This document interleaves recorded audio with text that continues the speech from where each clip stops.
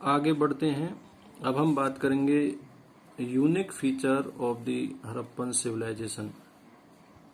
Unique features of Harappan civilization में जो सबसे पहले है वो है the development of urban centres, शहरी केंद्रों का विकास। यहाँ शहरी केंद्रों के विकास में एक और जो महत्वपूर्ण बात दी है, ए प्लान्ड अर्बन सेंटर्स। यहाँ पर ये नियोजित शहरी केंद्रों की चर्चा की गई है और ऐसे नियोजित शहरी केंद्रों में मोहनजोदारो का नाम सबसे पहले लिया जाता है। Mohenjodaro is the most well known site. The first site to be discovered was Harappa. हालांकि मोहनजोदारो सबसे प्रसिद्ध पुरास्थल है, लेकिन सबसे पहले खोजा गया स्थल हड़प्पा था। यहाँ पर आपको भ्रमित नहीं होना है, कंफ्यूज नहीं होना है, ध्यान रखिएगा। सबसे नियोजित जो शहरी केंद्र था वो मोहनजोदारो, जो वर्तमान पाकिस्तान में है, और सबसे पहले खोजा गया जो स्थल वो हड़प्पा था, वह भी पाकिस्तान में है। हड़प्पा जो प्लान्ड अर्बन सेंटर था उसकी एक विशेषता यहाँ पर दी हुई है कि ये 2 सेक्शंस में बटा हुआ था और एक सेक्शन उसका छोटा था लेकिन ऊंचाई पे बना हुआ था, वन स्मॉलर बट हायर, और दूसरा बड़ा था लेकिन नीचाई पर बना हुआ था। इतिहासकारों ने इसे दुर्ग, सिटाडेल और निचला शहर, लोअर टाउन का नाम दिया है। आगे यहाँ पर दिया गया है कि दुर्ग की ऊंचाई इसलिए होती थी क्योंकि ये कच्ची ईंटों के चबूतरों पर बनी हुई थी और दुर्ग को दीवार से घेरा गया था। इसका अर्थ ये था कि ये निचले शहर से पूरी तरह से इसको अलग करके बनाया गया था। निचला शहर भी दीवार से घेरा गया था। इसके अलावा कई भवन जो थे वो ऊंचे चबूतरों पर बनाए गए थे। वो जो चबूतरे थे वो नींव का काम करते थे। जिस तरह से फाउंडेशन तैयार किया जाता है उसी तरह से ये अनुमान लगाया गया है कि यदि एक आदमी प्रतिदिन 1 घन मीटर मिट्टी ढोता होगा तो आधारों को बनाने के लिए ही 40 लाख लेबर डेज की आवश्यकता पड़ी होगी और यहाँ पर बहुत बड़े श्रम की आवश्यकता भी होगी। तो हड़प्पाई निवासी जो दुर्ग और निचला नगर बनाने का जो काम उन्होंने किया था उसके लिए उन्हें बहुत ज्यादा श्रम की आवश्यकता लगी होगी। एक बार चबूतरों के स्थान बनने के बाद सारा भवन निर्माण कार्य चबूतरों पर एक निश्चित क्षेत्र तक सीमित था। ऐसा इसलिए भी प्रतीत होता है कि पहले बस्ती का जो नियोजन किया गया होगा और प्लानिंग करने के बाद उसको इम्प्लीमेंट किया गया होगा और नियोजन के साथ जो बात जुड़ी थी वो प्लानिंग इंक्लूड ब्रिक्स है। जो नियोजन के अंदर का जो विशेष लक्षण है वो उसमें ईंटें शामिल हैं जो धूप में सुखाकर या भट्टी में पकाकर तैयार की गई होंगी, जो निश्चित अनुपात की रही होंगी। 4 गुनी 2 गुनी होती थी चौड़ाई ऊंचाई के अनुपात के क्रम में, और इस प्रकार की ईंटें सभी हड़प्पा बस्तियों में प्रयोग में लाई गई थी। ये यहाँ पर लिखा है बहुत क्लियर सा कि bricks were used at all Harappan settlements. सभी बस्तियों में ईंटों का प्रयोग किया गया था।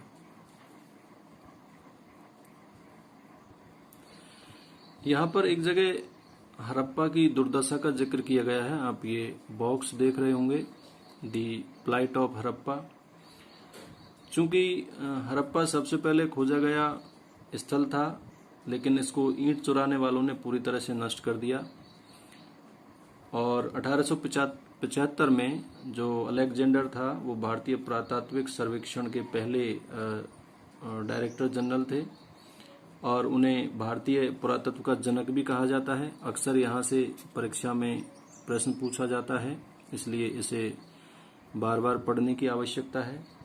और भारतीय पुरातत्व के जनक अलेक्जेंडर कनिंघम ने लिखा था कि प्राचीन स्थल से ले जाई गई ईंटों की जो मात्रा थी वो लगभग 100 मील लंबी लाहौर और मुल्तान के बीच की रेल पटरी के लिए ईंट बिछाने के लिए पर्याप्त थी।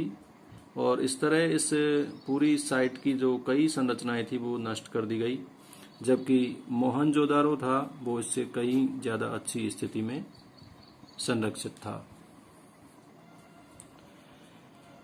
हड़प्पा सभ्यता की विशेषताओं में आगे है नालों का निर्माण, लेइंग आउट ड्रेन्स। ये हड़प्पा शहरों की सबसे अनूठी विशेषताओं में से एक मानी जाती है कि हड़प्पा के निवासी जो नियोजित जल निकास प्रणाली उनके द्वारा अपनाई गई थी। और ये अक्सर सीबीएसई में ये प्रश्न पूछा जाता है कि हड़प्पा के निवासी अच्छी जल निकास प्रणाली के समर्थक थे, बताइए कैसे। या हड़प्पाई शहरों की सबसे अनूठी विशेषताओं में से एक उनका प्लान ड्रेनेज सिस्टम था। तो यहाँ से आप ये पूरा पढ़ते हुए उसका आंसर दे सकते हैं। इनकी जो सबसे अच्छी बात थी वो ये थी कि जो सड़कें और जो गलियां थी, वो जो रोड्स और स्ट्रीट्स थे वो एक ग्रिड पैटर्न पर तैयार किए गए थे। ये एक दूसरे को समकोण पर काटते थे। ये जो इंटरसेक्टिंग जो था इनका वो राइट एंगल्स पे हुआ करता था, और ऐसा लगता था कि इन नालियों के साथ गलियों को बनाया गया होगा ताकि किसी भी प्रकार से गंदे पानी के रास्ते में कोई रुकावट या अवरोध पैदा ना हो।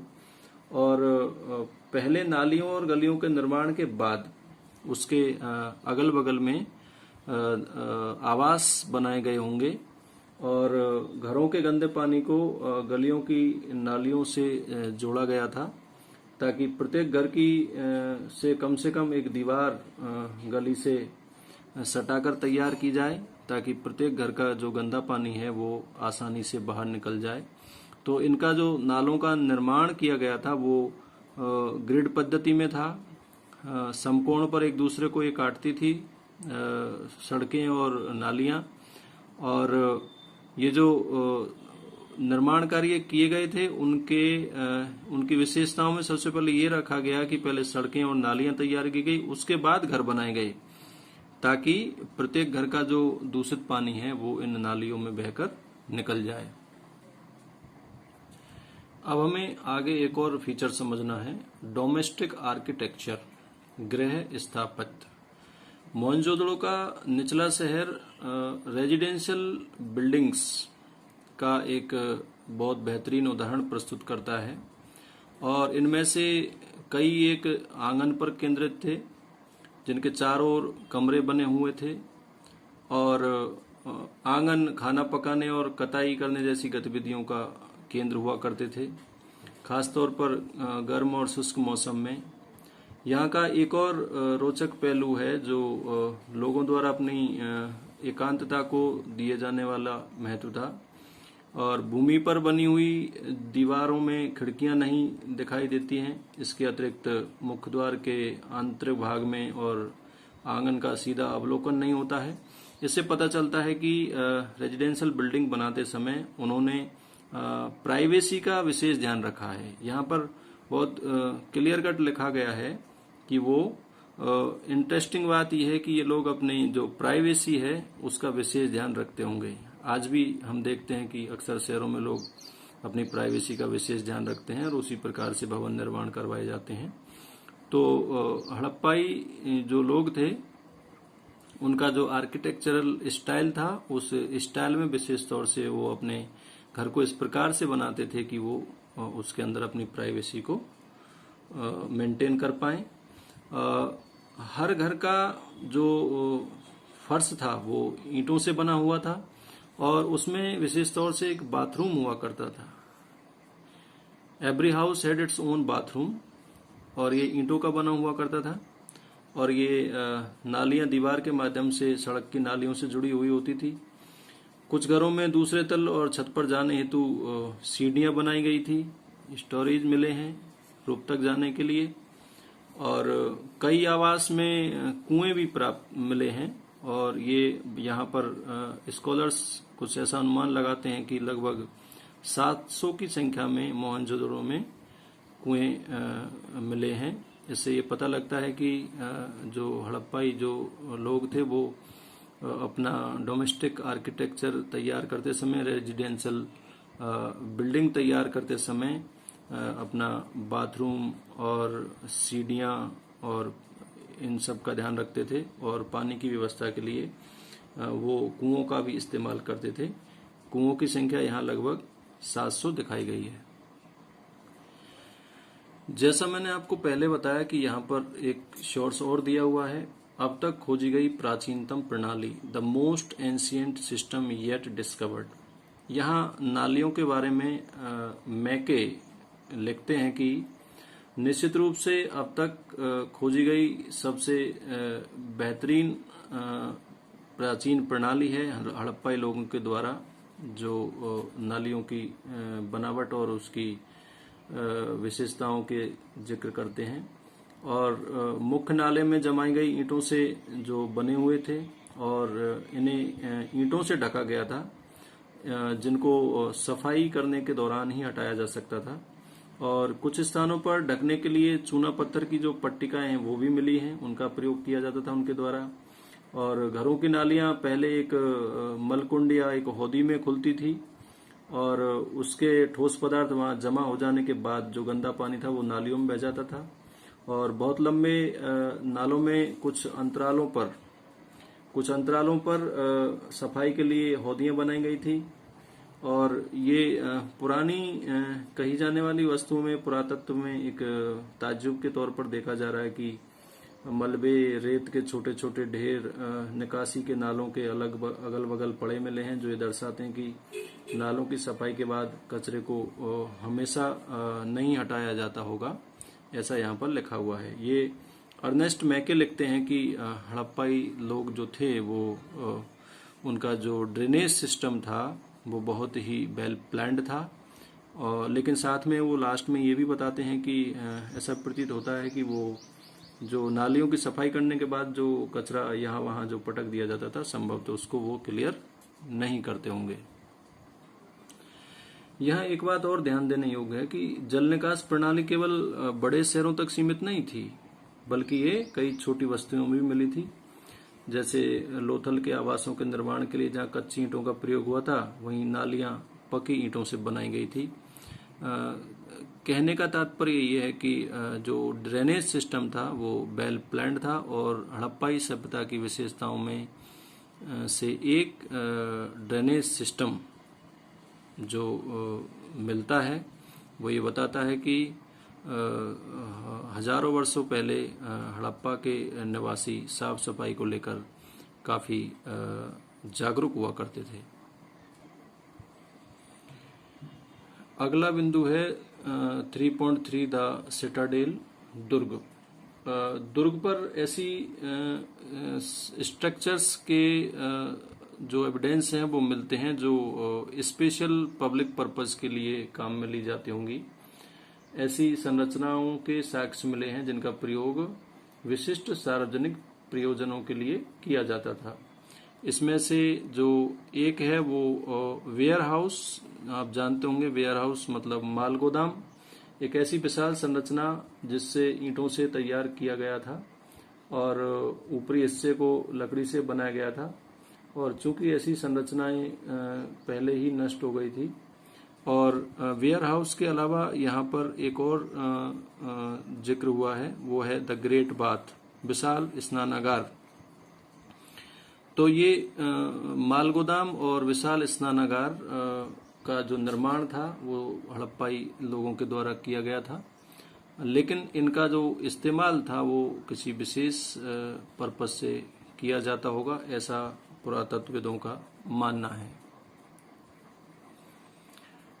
विशाल स्नानागार आंगन में बना हुआ एक आयताकार जलाशय होता था जो चारों ओर से गलियारे से घिरा हुआ होता था, और इसके तल तक जाने के लिए इसके उत्तरी दक्षिणी भाग में सीढ़ियां बनी होती थी।